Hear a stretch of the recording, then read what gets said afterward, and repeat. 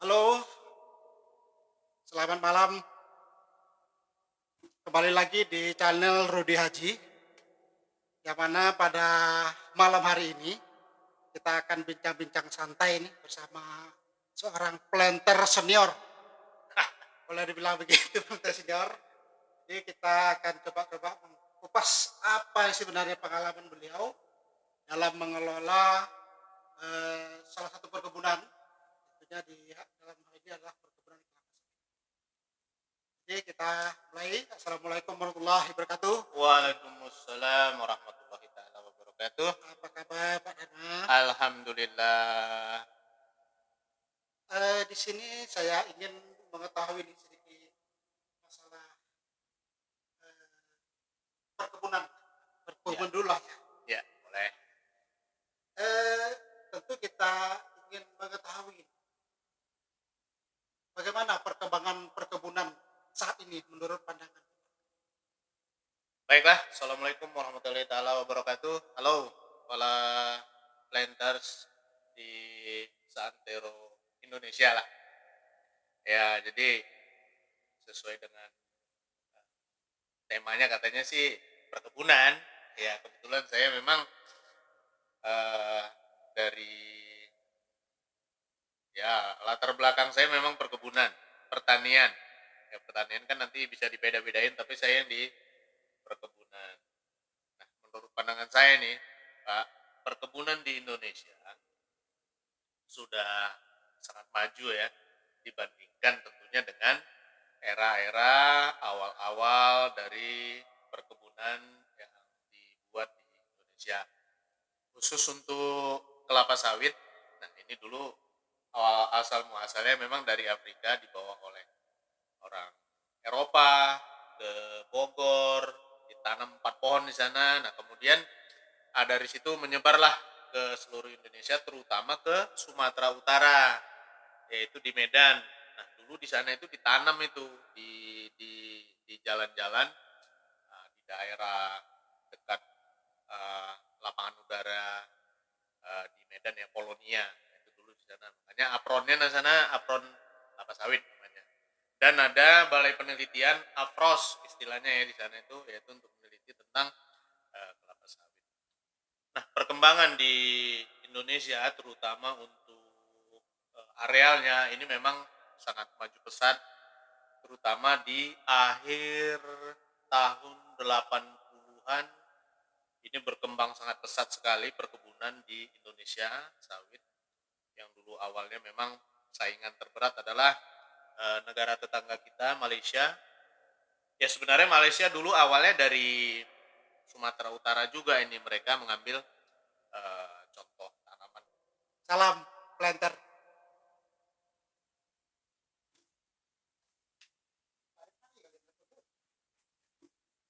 Berapa ribu?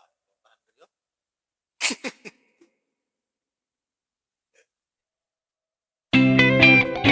Yang terkait manajerial ya.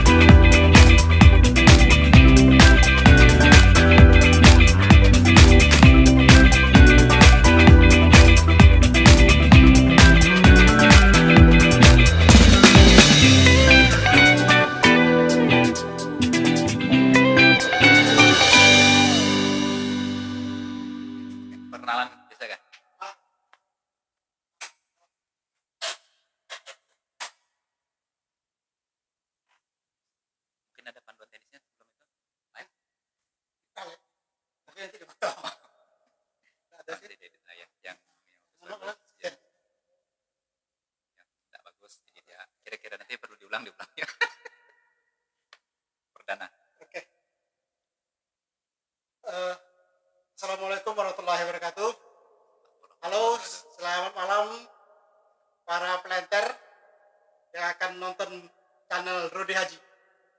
Oke, kali ini saya kedatangan atau mengundang seorang planter, seorang planter yang jam terbangnya sudah lumayan banyak ini. Jadi kita ingin bincang-bincang dan ingin mengetahui apa visi ataupun misi dari sebuah pekerjaan di. Tidak bagus. Jadi ya kira-kira nanti berulang di podcast.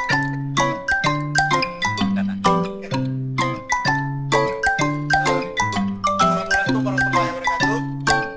Halo, selamat malam para planter yang akan nonton channel Rudi Haji.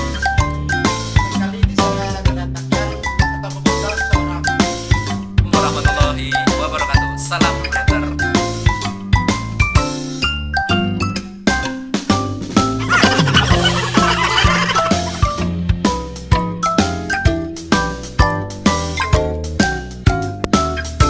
Assalamualaikum warahmatullahi wabarakatuh. Waalaikumsalam warahmatullahi wabarakatuh. Apa kabar Pak Jana? Alhamdulillah.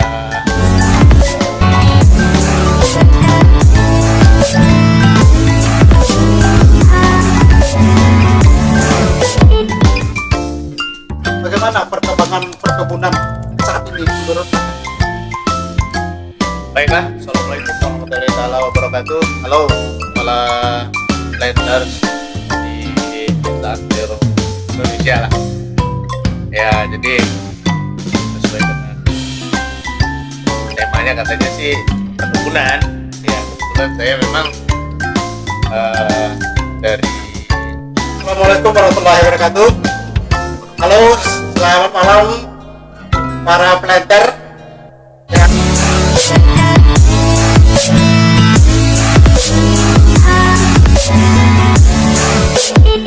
Assalamualaikum warahmatullahi wabarakatuh. Waalaikumsalam warahmatullahi wabarakatuh. Apa kabar Pak Jana? Alhamdulillah.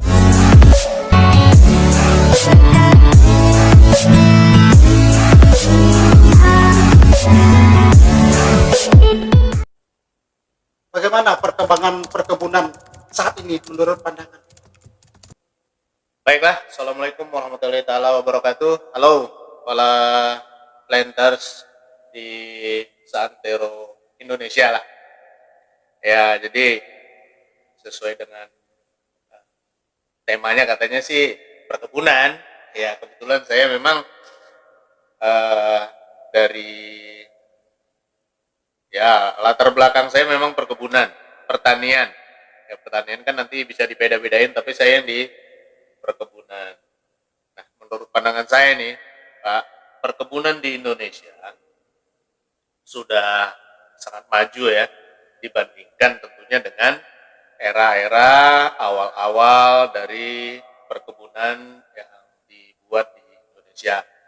Khusus untuk kelapa sawit, nah ini dulu awal asal muasalnya memang dari Afrika dibawa oleh orang Eropa ke Bogor, ditanam 4 pohon di sana. Nah, kemudian dari situ menyebarlah ke seluruh Indonesia, terutama ke Sumatera Utara, yaitu di Medan. Nah, dulu di sana itu ditanam itu di jalan-jalan, di daerah dekat lapangan udara di Medan ya, Polonia. Itu dulu di sana. Makanya apronnya di sana apron kelapa sawit namanya. Dan ada balai penelitian AFROS istilahnya ya di sana itu, yaitu untuk meneliti tentang kelapa sawit. Nah, perkembangan di Indonesia terutama untuk arealnya ini memang sangat maju pesat, terutama di akhir tahun 80-an. Ini berkembang sangat pesat sekali perkebunan di Indonesia sawit, yang dulu awalnya memang saingan terberat adalah negara tetangga kita, Malaysia. Ya, sebenarnya Malaysia dulu awalnya dari Sumatera Utara juga, ini mereka mengambil contoh tanaman ke sana ya, kemudian dikembangkan di sana, dan ini menjadi persaingan ketat lah di dunia perkebunan kelapa sawit, sehingga di era awal tahun 70-an banyak perkebunan-perkebunan negara, terutama PTP atau PNP, itu membangun pabrik-pabrik kelapa sawit untuk menghasilkan CPO atau crude palm oil. Nah, jadi sangat berkembang. Dulu adalah ini ya, apa namanya, perusahaan-perusahaan negara aja Pak yang bergerak di bidang ini. Namun untuk khusus di Kalimantan Barat ini saya ingat betul itu tahun kalau nggak salah Pak ya, tahun 77 mulai survei, 79 pertama kali kecambah dikirim berupa kernel aja itu, dan dikecambahkan di Supadio. Nah, makanya di jalan antara Kapuas, jembatan Kapuas 1 dan Kapuas 2 itu kan udah tinggi-tinggi pohonnya. Nah, dari situlah berkembang perusahaan dulu namanya PNP 7. Ya, itu asalnya dari Sumatera Utara, Bah Jambi. Ditanam kalau di Kalimantan Barat ini pertama nanam itu di Gunung Meliau, di Sungai Dekan, dan di Nabang, Pak ya. Ya, itu perkebunan pertama kelapa sawit di Kalimantan Barat. Jadi tenaga-tenaga ahlinya dulu dari Sumatera Utara, termasuklah orang tua saya, Pak. Jadi kalau perkembangannya memang udah pesat sekali. Nah, sesudah itu barulah perkebunan swasta mengikut di belakang, dan sekarang menjadi komoditas utama kelapa sawit ini di Kalimantan Barat dan Indonesia tentunya Pak. Sekarang udah mulai merambah ke Papua, ya kan, ke Sulawesi. Dulu kan di Sumatera itu berkembangnya ke arah Riau, kemudian ke Jambi, Sumatera Selatan, kemudian sekarang ke seluruh Indonesia seperti itu Pak. Dan berkembang pesat dengan teknologinya yang juga berkembang. Hanya yang saya mungkin ada sedikit mengganjal, kenapa kita hanya menghasilkan CPO aja, sementara bahan bakar bisa dimanfaatkan atau diolah dari CPO ini Pak. Nah, mungkin nanti untuk sesi berikutnya saya akan cerita tentang ini. Menurut saya kan gitu Pak. Siap. Saya pikir itu Pak. Ya. Oke, ini saya jadi tahu ini dari perjalanan sejarah kelapa sawit di Sumatera hingga ke Kalimantan. Ini luar biasa sekali. Bagaimana cerita awalnya Bapak kok bisa tertarik gitu dengan perkebunan ini? Iya. Terima kasih. Jadi begini para planters, para pemirsa ya. Dulu saya itu mulai dari lahir, besar, kemudian sampai ke sekolah perguruan tinggi, secara tidak langsung yang membiayai adalah kelapa sawit. Karena apa? Orang tua saya itu bekerja di perkebunan Pak. Ya, jadi orang tua saya itu bekerja di perkebunan, walau tidak di kebunnya Pak ya, tapi di unit supportingnya lah, karena orang tua saya itu di bagian kesehatannya Pak ya. Jadi pada waktu itu di Sumatera ada, kalau perkebunan di sana pasti ada rumah sakitnya Pak ya. Jadi ya orang tua saya itu di rumah sakit ya, namanya Rumah Sakit Laras Pak, itu di Kabupaten Simalungun. Ya, Kabupaten Simalungun itu kebetulan Halo Simalungun, Siantar, Serbelawan, Tolokilir, Laras, Marihan, Oras. Nah, jadi berangkat dari sana, saya tumbuh besar di lingkungan perkebunan Pak ya. Nah, jadi di lingkungan saya itu banyak pohon kelapa sawit. Nah, saya sudah mulai tertarik pada saat saya sekolah di sekolah menengah pertama kalau dulu Pak ya, SMP ya. Ya, SMP itu kebetulan perusahaan ini punya yayasan pendidikan yang mengelola sekolah menengah pertama. Ya, jadi dulu saya di Laras, namanya Yapenkama, Yayasan Pendidikan apa kamanya itu saya udah lupa. Kemudian sesudah kelas 1, kelas 2-nya saya pindah ke perkebunan Dolo Ilir, yaitu namanya Yayasan Yapedi, Yayasan Pendidikan Dolo Ilir. Ini mengelola pekerjaan pendidikan menengah pertama.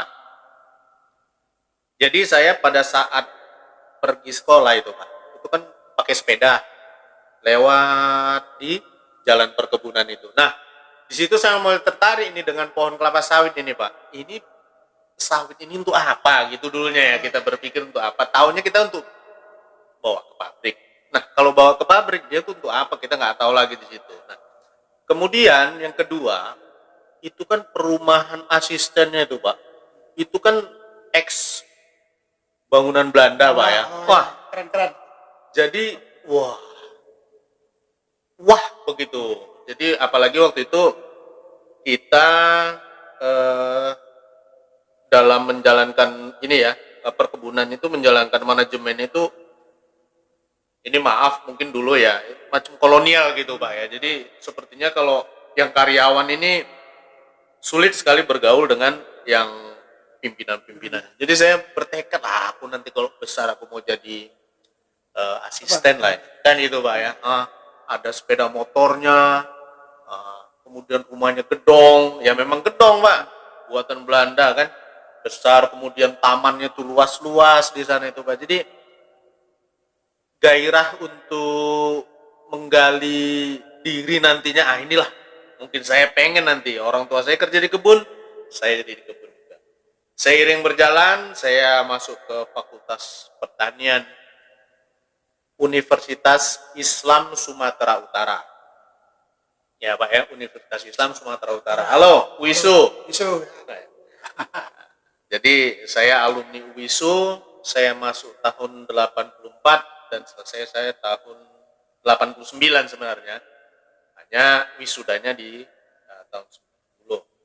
Jadi sesudah itu ternyata untuk masuk ke perkebunan negara ini itu sulit minta koneksi sana tanya sih. Orang tua saya sendiri juga udah, tapi ya mungkin usaha itu dan sudah kita lakukan, doa sudah, mungkin dikabulkannya di perkebunan di Kalimantan Pak. Ya, jadi bukan di Sumatera tapi di Kalimantan. Seingat saya tahun 85 saya pertama kali menginjakkan ke bumi Katulistiwa ini. Kemudian waktu liburan tuh Pak ya, nah, ke perkebunan di Sungai Degan, Gunung Beliau ya. Nah itu di Kalimantan Barat, punya PNP 7 dulu. Pada saat balik di Bandara Supadio, itu saya ketemu dengan seorang polisi yang asalnya juga dari Sumatera Utara, ngobrol-ngobrol sebentar. Kamu Dek udah minum air kapuas nih, pasti nanti balik sini lagi ya. Nah pada saat itu saya ini ya antara percaya dengan tidak lah, itu apalah seperti itu ya. Ya ternyata saya tahun 93 lah, sesudah saya merantau ke Jakarta ke apa macam, nah ternyata bukan terdampar ya, tapi dapat rezeki di Kalimantan Barat ini hingga sampai saat ini. Jadi saya sudah merasa sebagai warga Kalimantan Barat. Nah itulah, jadi dulu latar belakangnya seperti itu Pak. Wah enak kali kerja di kebun ini, ya kan. Nanti hari Sabtu Minggu udah ke kota dengan keluarga apa macam ya Pak ya. Kemudian rasanya kok setiap tahun tuh ada dapat tancim gede-gede, itu tancimnya Pak ya puluhan juta gitu kan. Kalau karyawan biasa dapat bonus, kalau lebaran apa. Jadi di situlah tertariknya saya, sehingga saya bisa menyelesaikan studi saya dan saya mencari pekerjaan di Kalimantan Barat. Demikian Pak. Makin seru nih. Seru memang Pak. Makin seru ini. Oke. Jadi pertanyaan selanjutnya, kita ini kan melihat perkembangan dunia ini sangat cepat. Ya. Betapa minyak sawit ini menjadi primadona oleh beberapa negara di dunia. Malah terjadi boikot saking primadonanya. Tapi kita tidak bicara itu. Kita bicara mengenai tantangan ke depan bagi kita di Indonesia ini. Bagaimana Bapak melihat persaingan maupun tantangan yang dihadapi di perkebunan kelapa sawit? Baiklah Pak ya. Siapa yang menguasai energi, dia yang akan menguasai dunia. Ya, jadi energi itu ya pada saat sekarang mungkin energi fosil masih mendominasi di dunia. Makanya kita tahu sendiri kan di Timur Tengah terjadi perebutan apa, karena energi di situ. Nah, energi ini kan lama-kelamaan habis. Mungkin berdasarkan perkiraan para ahli di tahun 2050 nanti, Pak. Ini kalau tidak ada cadangan lagi ditemukan, cadangan fosil ini mungkin sudah tinggal sedikit lah ya untuk energi, bahan bakar, untuk kendaraan dan lain-lain lah, Pak ya. Alternatifnya tentunya ada beberapa sebenarnya. Yang sangat murah mungkin matahari, dengan solar cell, kemudian mungkin dengan batu bara untuk beberapa tahun ke depan lagi, cuman kan emisinya juga besar. Satu-satunya energi terbarukan yang bisa menghasilkan dengan cukup besar ya kelapa sawit ini. Yang jadi masalah, tanaman kelapa sawit ini hanya bisa menghasilkan secara optimal itu di daerah tropis saja, Pak. Ya, akibatnya apa? Ya, seperti tadi, yang banyak minyak di Timur Tengah, di Bokobok sana. Yang banyak energi minyak nabati daerah tropis.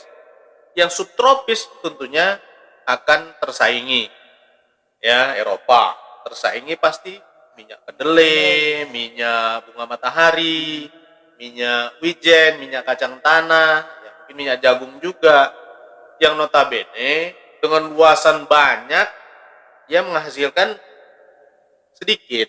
Tapi kalau kelapa sawit dengan luasannya sedikit, dia bisa menghasilkan minyak yang banyak.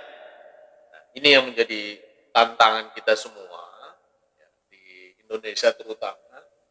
Pastilah Indonesia ini menjadi sasaran tembak dari negara-negara yang memang menghasilkan minyak-minyak tadi ini selain minyak kelapa sawit, karena akan menjadi saingan terbesar, terberatnya. Akibatnya yaitu tadi, Pak, banyaklah aturan-aturan yang mengikat. Oh, ini nggak boleh seperti ini, nggak boleh seperti ini, harus seperti ini, harus seperti ini. Dan yang mengatur kok bukan kita yang punya gitu loh, malah orang lain gitu.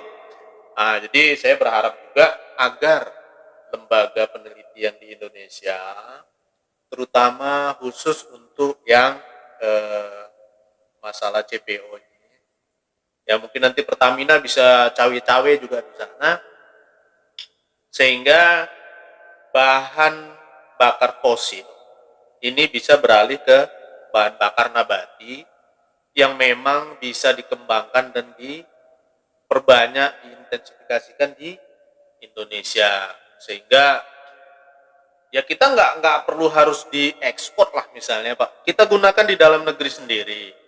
Nah, sekarang kan sudah ada B30 nih, Pak. Ya, siap nih. Ya, biosolar B30. Ya. Nanti lama-lama juga jadi B50. Udah 50%, Pak. Ya, 50-50. Ini udah sangat membantu import kita. Dulu kita memang pengekspor minyak.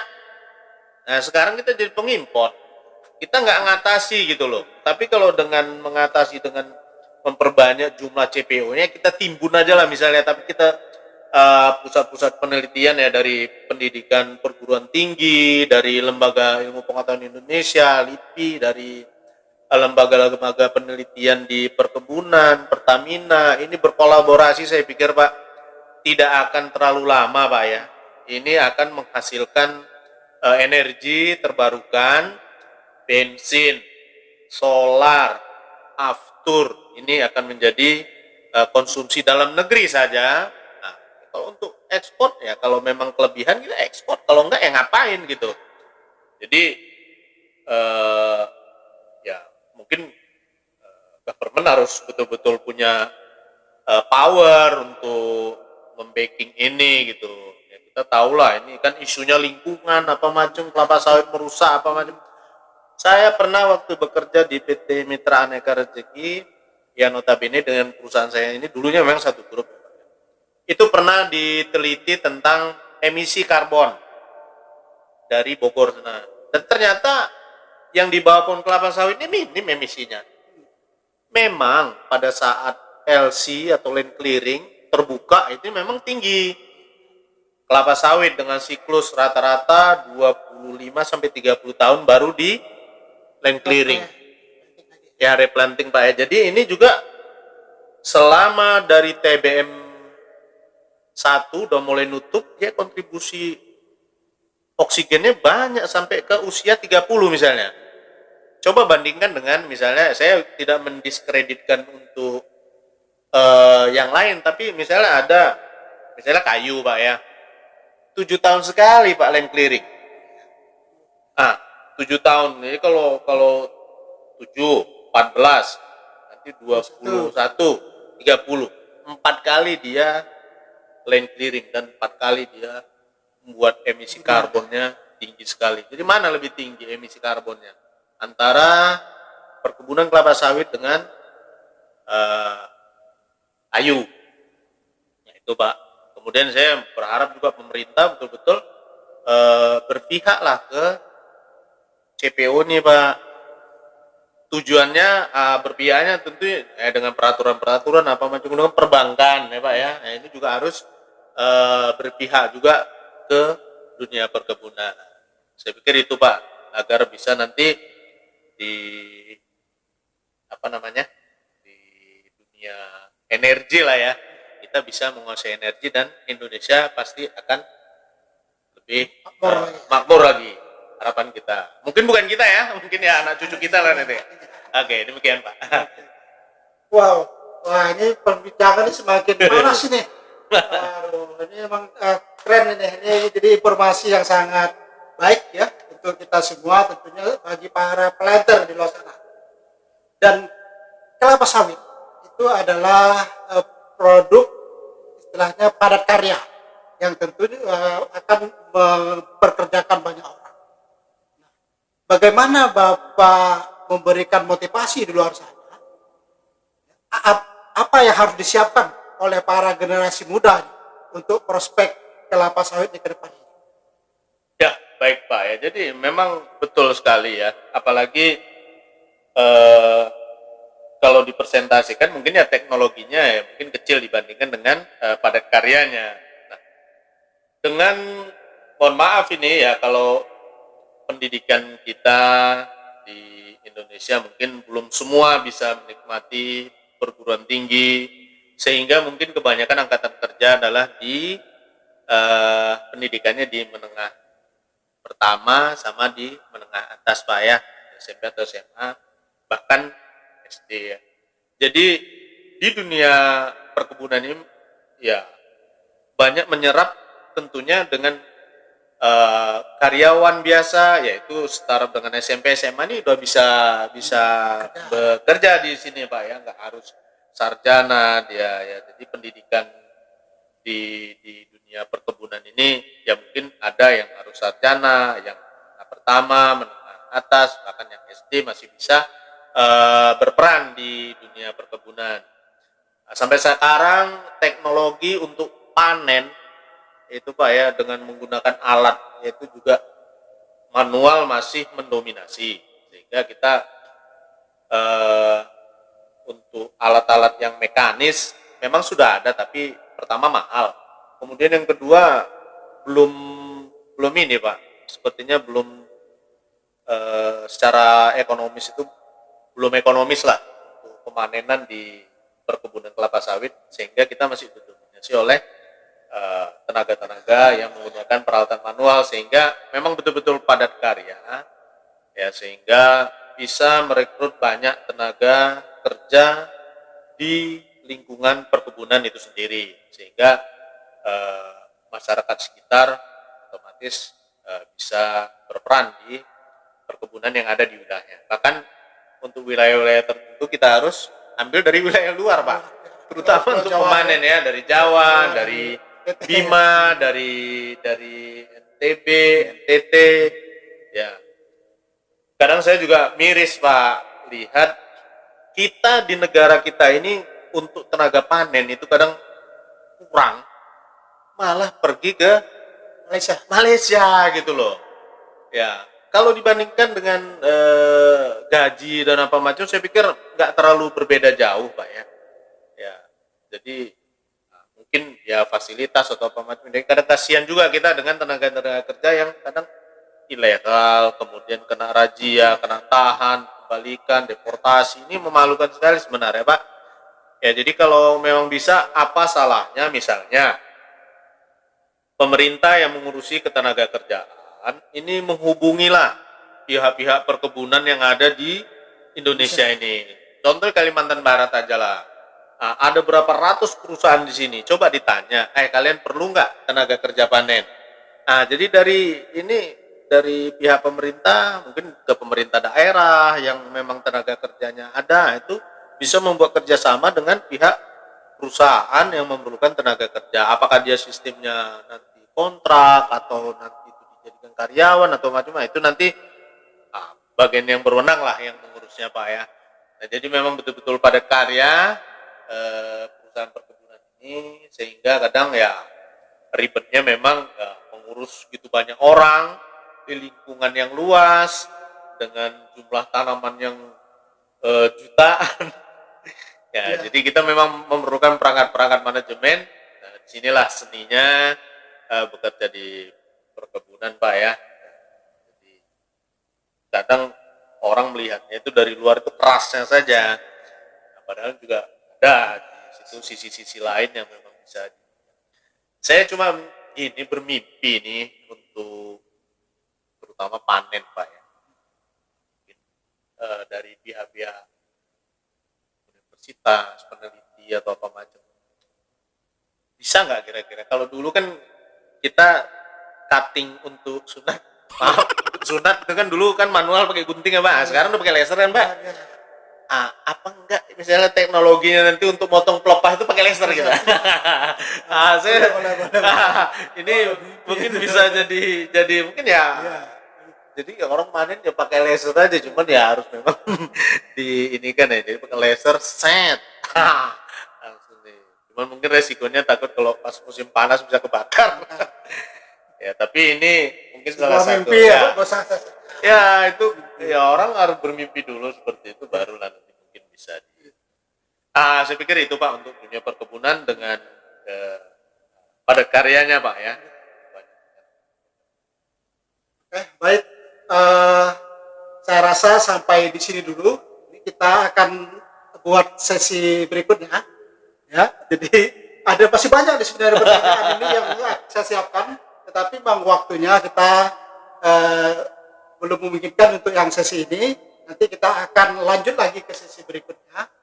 Terima kasih untuk Pak Dharma yang telah bersedia kami undang di channel Rudy Haji, dan berharap ya teman-teman milenial di luar sana yang menonton channel ini tentunya banyak informasi hangat yang berkaitan tentang apa saja memotivasi Anda semua untuk terus menonton channel ini. Terima kasih. Kami ucapkan Assalamualaikum warahmatullahi wabarakatuh. Salam Planter. Assalamualaikum warahmatullahi wabarakatuh. Halo, selamat malam para Planter.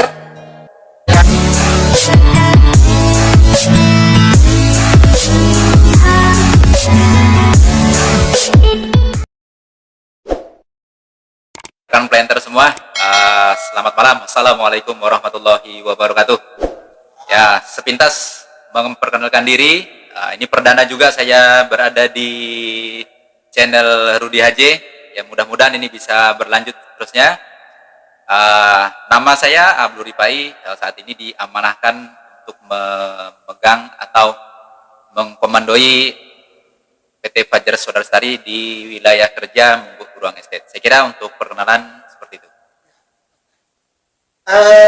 Baik, saya mulai akan bertanya mengenai perkembangan secara global. Apa kira-kira yang Abang Ripai ketahui tentang perkembangan kelapa sawit secara global? Baik, bicara perkebunan kelapa sawit tentu memiliki historis yang sangat panjang sekali, ya. Sering mungkin rekan-rekan planter semua baca atau dapat informasi dari berbagai media elektronik maupun cetak. Sejarahnya cukup panjang. Di Indonesia dimulai perkembangan ataupun usaha perkebunan kelapa sawit ini dibawa dari pemerintah Belanda ke Indonesia di Kebun Raya Bogor. Mungkin singkat ceritanya seperti itu.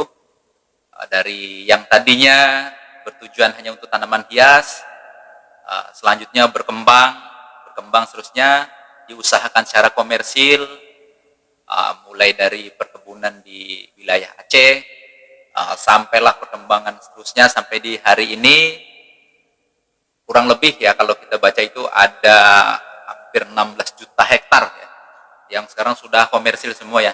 Bahkan mungkin dari sisi produksi Indonesia sendiri mungkin bersama dengan negara tetangga kita Malaysia ini sudah menguasai kurang lebih 45 sampai 50% CPO dunia. Wow. Memang sangat Biasa. iya, jadi perkembangan luar biasa untuk dari sisi perkebunan sendiri. Oke, ya emang ya itu hal perkenalan mungkin dari perkembangan kelapa sawit secara global. Kemudian kita ingin mengetahui Bang Rifai ini kan mengambil jurusan ini udah pas di jurusannya pertanian. Itu pertanian ya. Nanti saya ceritanya nanti ya. Ya pertanian. Jadi pas di pertanian. Jadi sebenarnya apa nih yang membuat Bang Rifai ini memilih jurusan pertanian? Ya. Jadi boleh sedikit berkelakar kita lah ya, boleh ya, santai ya. Bebas. Jadi sebenarnya pertanian ini bukan pilihan perdana ya. Oh ya. Ya. Jadi mungkin ini ya seperti kita lah. Seiring perjalanan waktu, bertambah usia, terjadi metamorfosis tujuan cita-cita seperti itu. Bukan ya. Ya, kalau bicara pendidikan, mungkin saya sedikit mengulas pribadi lah ya. Saya kira ini juga jadi mudah-mudahan jadi motivasi bagi rekan-rekan semua. Mungkin sedikit saya membuka jati diri ya. Ya, saya dilahirkan dari keluarga yang kurang mampu, katakan seperti itu. Dari SD itu ya katakanlah dari SD, SMP, SMA sampai kuliah itu bakalnya beasiswa semua. Jadi jadi apa, orang tua nih insya Allah tetap apapun cerita orang tua lah yang mensupport ya, support ya. Mungkin dari sisi materi kurang, tetapi untuk support dukungan yang lain itu ya itu saya hargai dan saya cukup bangga. Kembali ke pendidikan, saya dilahirkan di tahun 82, mengenyam pendidikan SD di lulus tahun 88 ya 88 ya. Kemudian 988 SD masuk, 94 itu masuk SMP, 97 masuk SMA, 2000 masuk kuliah, dan 2004 itu selesai. Ya. Beasiswa semua tuh ya? Iya, beasiswa semua.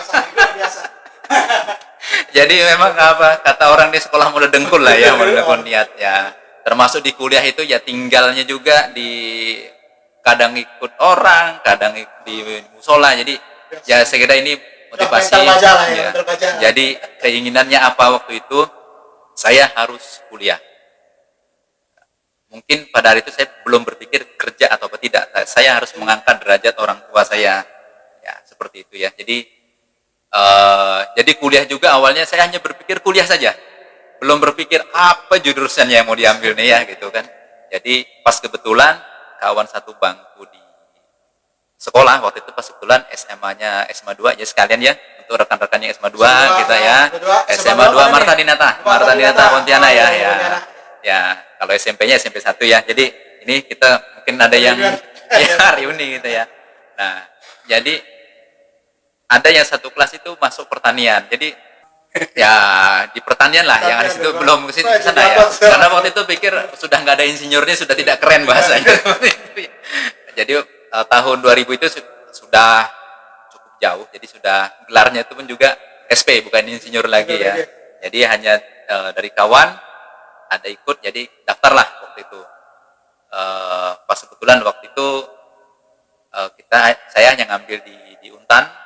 Pilihan pertama juga hanya di pertanian ngambil satu pilihan saja dan alhamdulillah lulus ya. Jadi disitulah mulai.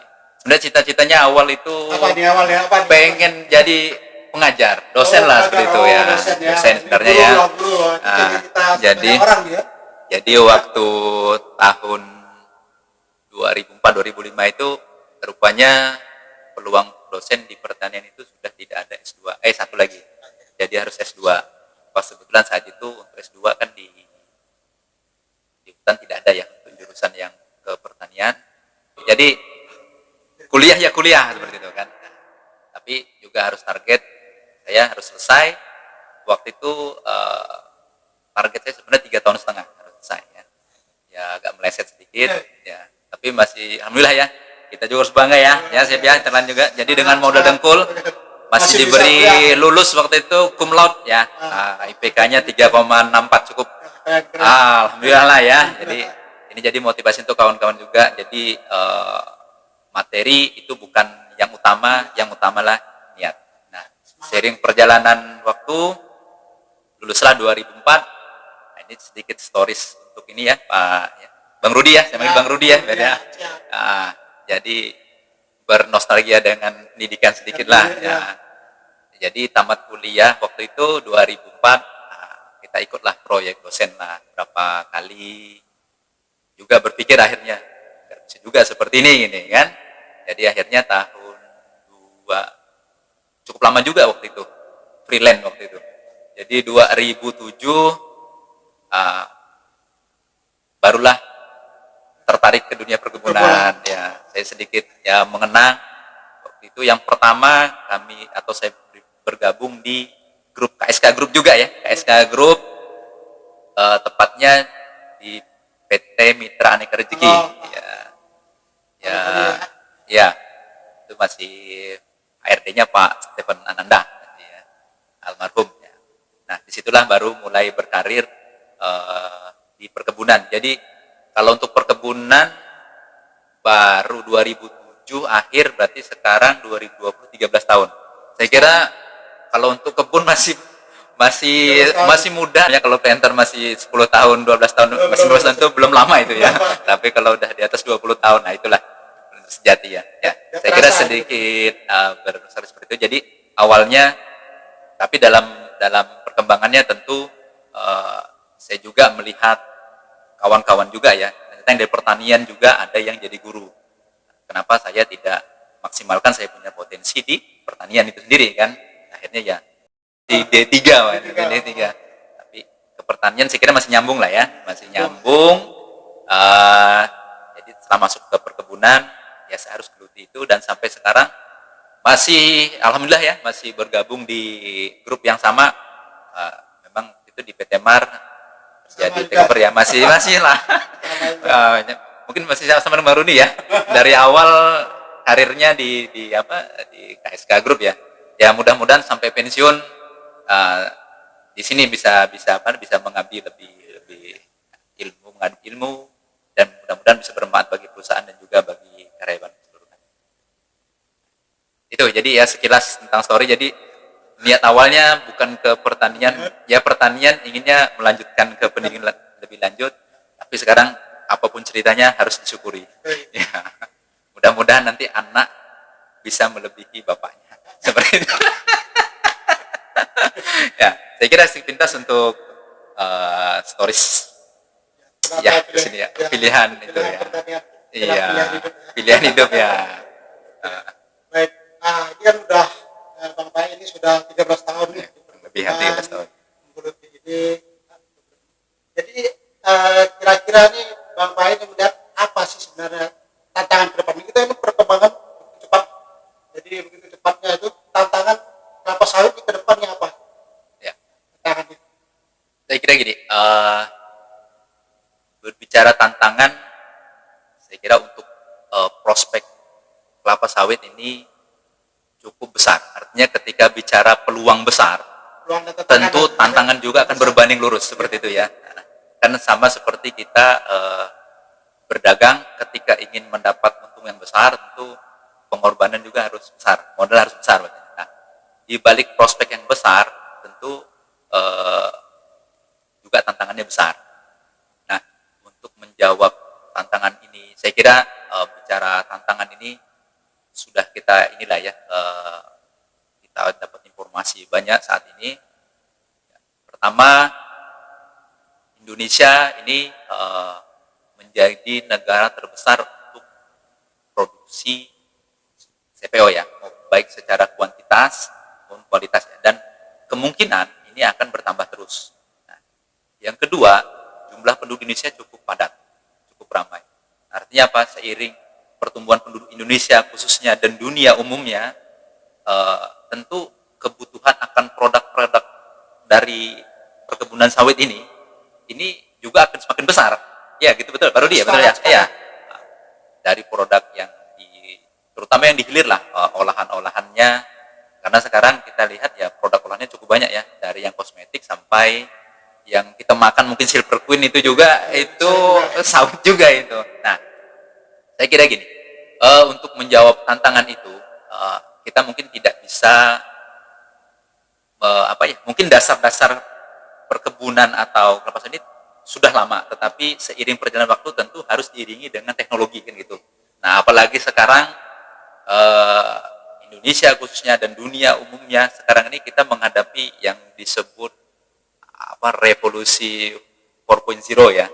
Nah, itu kan semua profesi saya kira, termasuk perkebunan kelapa sawit juga, industri kan, sawit salah satu industrinya, itu sudah mengacu pada teknologi ya. Jadi mengkombinasikan antara teknologi dengan otomatik. Artinya apa? Ke depan bisa jadi dengan teknologi yang semakin canggih, semakin tinggi nih, penggunaan tenaga kerja manusia akan makin minim nih Pak Bang Rudi nih. Jadi artinya apa? Tingkat persaingan orang-orang yang akan berkecimpung di perkebunan ini mungkin kita tidak bisa seperti 10-20 tahun lalu. Siapa mau jadi mandor, siapa mau jadi asisten, siapa mau jadi manajer, mungkin akan berbeda sekarang. Kualifikasinya akan jauh lebih tinggi. Ya. Mungkin nanti di era, saya sedikit agak melebar ya. Ya sekarang ini, saya ini kalau bahasa membaca sedikit masalah milenial, ini kan ada yang mendefinisikan yang lahir di tahun 80-an ke atas. Ya, memiliki umur pepet ya. Jadi memiliki umur produktivitas di tahun ini ya antara 20 sampai 40 tahun ya. Nah, di situ perkembangan terusnya kita bisa bedakan. Mungkin kalau yang di 80-an yang hari ini tidak produktif lagi masih banyak menggunakan metode manual, masih banyak menggunakan mungkin teknologi ada tetapi belum secanggih sekarang yang semuanya harus bisa dideteksi ya. Kalau dulu mungkin kita di perkebunan itu melihat permasalahan hanya blok saja. Tetapi sekarang dengan teknologi yang sekarang kita bisa melihat pokok by pokok tanpa harus ke bloknya. Kita bisa lihat di komputer sudah bisa ya. Artinya apa? Komoditinya tetap sawit, kelapa sawit, tetapi seiring perkembangan teknologi ini bagaimana berupaya meningkatkan produktivitas, mengurangi losis dan seterusnya. Nah, kembali ke pertanyaan yang disampaikan Bang Rudi tadi, bagaimana kita mempersiapkan terhadap kembang kelapa sawit ini? Ya tentu dalam hal ini rekan-rekan planter semua khususnya dan juga mungkin yang belum berminat hari ini berminat ya saya kira bukan hanya di perkebunan kelapa sawit, mungkin untuk profesi Anda semua yang lain juga itu saat ini tidak bisa lagi kita menjadi orang atau pihak atau generasi yang pasif, generasi yang malas. Kalau kita masih berada di zona yang seperti itu, ya siap-siaplah kita menjadi pengangguran ya. Siap-siaplah kita menjadi bukan menjadi agen of change, bukan menjadi perubah kondisi sekarang, tetapi malah menjadi penambah masalah. Ya, penambah masalah ya. Saya kira itu. Jadi nanti mungkin kita akan kembangkan lagi. Saya kira di sini nanti dalam pembentukan bagaimana membentuk generasi yang siap ini, nanti ada peran keluarga di situ. Mungkin nanti kita bisa berkembang ke ya. Jadi ya saya simpulkan dalam menghadapi perkembangan sawit yang semakin hari ini semakin saya kira semakin berat. Kenapa juga ya, ya Bang Rudi ya, tantangan Eropa juga terhadap sawit ini luar biasa, bukan saja sini. Ya, saya kira ini juga nantinya menjadi PR bagi kita dan juga pemerintah. Nah, saya kira mungkin saya bisa kembangkan lagi nih Pak Rudi ya. Ya mungkin dengan pertanyaan ini kita bisa berbicara. Oh, stop dulu. Ya. Ini pertanyaan jawabannya semakin ini. Tidak cukup waktunya. Iya. Cukup waktunya. Jadi saya kira kita kecilkan dulu baik, sampai ya. Jadi singkat cerita mungkin saya simpulkan, suka tidak suka, mau tidak mau, Anda yang hari ini menjadi planter atau yang akan menjadi planter, kalau ingin membangun perkebunan kita khususnya di Indonesia, maka kita harus menjadi generasi yang siap, generasi yang memiliki intelektual, yang memiliki kemampuan digital, yang memiliki kemampuan untuk mengkombinasikan teknologi dengan, tentu satu lagi saya pesan Pak terkait dia, tentu satu poin nanti mungkin kesimpulan saya sampaikan, sebagai manusia ya, keimanan itu yang utama seperti itu. Wah, ini banyak sekali kita dapat hari ini ya.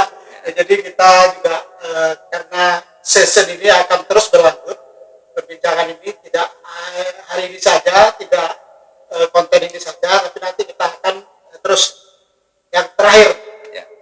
apa nih mimpi Bang Rifai masalah sebuah teknologi di berkebun?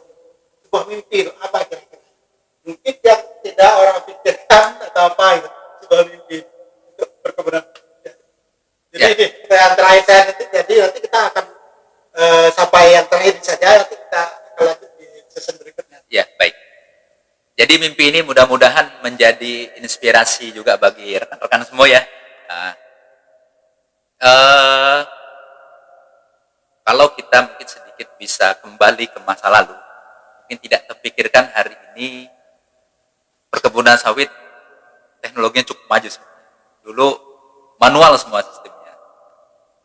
Saya kira mimpi ke depan terhadap perkebunan sawit, yang pertama, ini bisa menjadi primadona Indonesia ke depan. Karena apa? Dari perkebunan kelapa sawit ini akan menghasilkan produk-produk nabati, produk-produk yang terbarukan. Ya, beda cerita dengan seperti minyak bumi ya, Bang Rudi ya. Iya, ya ke sana salah satunya.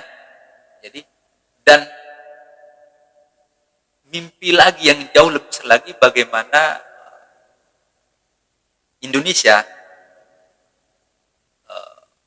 di negara kita ini, ataupun khususnya di Kalimantan Barat ini perkebunan kelapa sawit khususnya menjadi komoditi unggulan yang pada akhirnya bisa menghasilkan pendapatan yang besar, baik dari pemerintah maupun petani, ya, dengan endingnya kesejahteraan, kemakmuran. Iya, itu mimpinya. Yang kedua, saya kira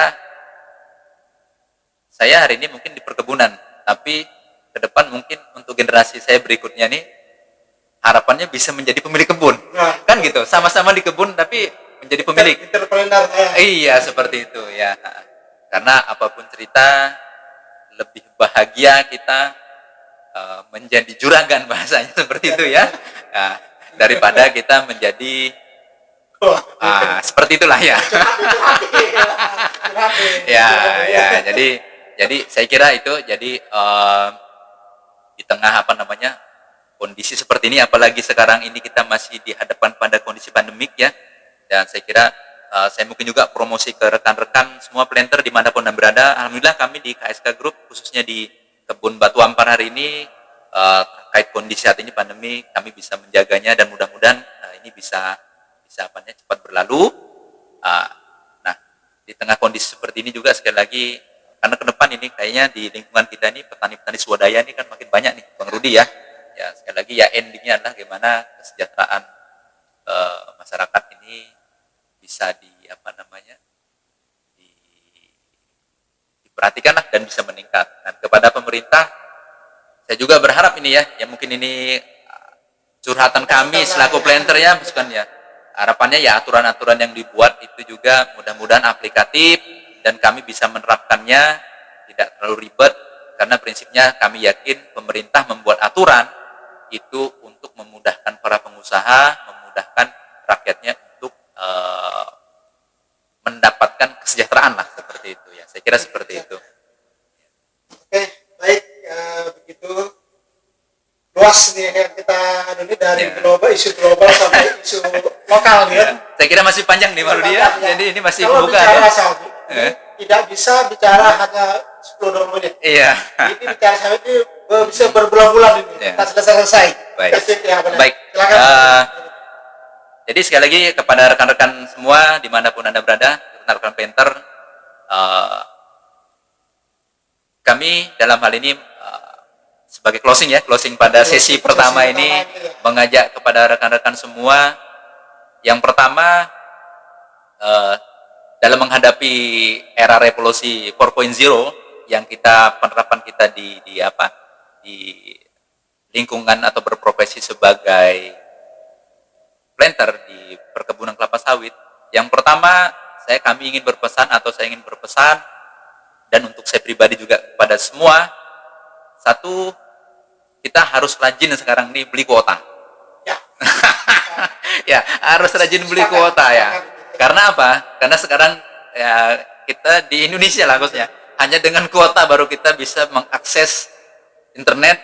Dari akses internet itu kita bisa mencari informasi yang panjang, yang luas, dimanapun ya. Sekarang dunia itu hanya cukup klik, tinggal judul apa kita mau kita dapat. Jadi kepada generasi yang khususnya ada di milenial yang dilahirkan di 80 sampai sekarang ini, jangan anti dengan teknologi, saya pesan seperti itu. Atau untuk saya juga, silahkan maksimal teknologi, tetapi pada koridor yang positif. Ya. Yang kedua, jadikan pekerjaan kita ini sebagai hobi. Ya, saya kira kalau sudah menjadi hobi, ini bukan lagi beban ya, Bang Rudi ya, betul, tetapi betul. ini akan dinikmati. Jadi seperti mudah terus mengalir. Jadi kalau beban itu berat sekali rasanya ya.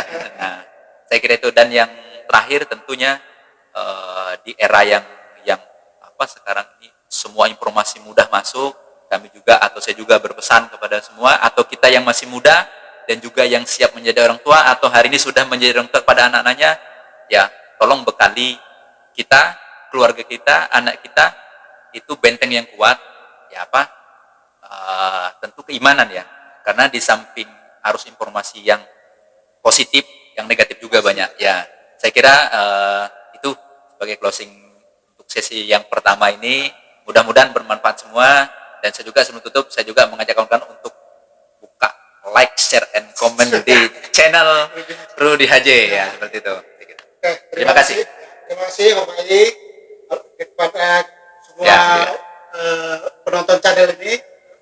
Kami ucapkan terima kasih dan kami akhiri pembicaraan untuk sesi ini. Dan kita tutup dengan Assalamualaikum warahmatullahi wabarakatuh. Salam planter.